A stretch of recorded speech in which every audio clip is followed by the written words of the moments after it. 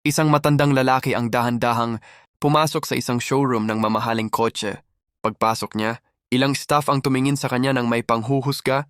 Lumapit ang manager ng showroom at bastos na sinabi, "Sir, para lang sa mga taong may kayang bumili ng kotse ang lugar na ito. Siguro mas bagay po kayo sa tindahan ng second-hand na bisikleta sa kanto." Mahinang tugon ng matanda, "Pwede mo bang tawagin ang may-ari ng showroom?" Matigas na sagot ng manager, "Ang may-ari ay hindi basta-basta nakikipagkita kahit kanino.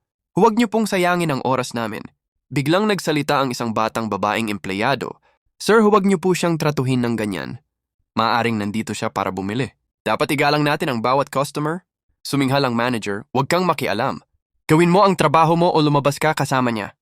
Yumuko ang matanda sa kahihiyan ngunit mahinahong nagsabi, "Pakiusap, tawagin niyo ang may-ari." Sakto namang dumating ang isang binatang lalaki. Napangiti siya, "Dad, anong sorpresa ito? Kailan ka dumating?" Tumahimik ang buong showroom. Nanigas ang manager sa gulat nang sabihin ng binata, "Ito ang tatay ko, ang tunay na nagtatag ng showroom na ito. Lahat ng nakikita ninyo siya ang nagtayo. Tahimik lang siyang bumibisita minsan." Tumingin ang matanda sa paligid at mahinang sinabi, "Ganito ba tratuhin ng staff mo ang mga tao? Hinuhusgahan ayon sa itsura." Naging seryoso ang kanyang mukha.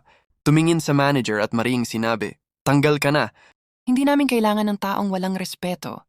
Pagkatapos ay humarap siya sa mabait na batang babae at nagsabi, "Mula ngayon, ikaw na ang bagong manager dito.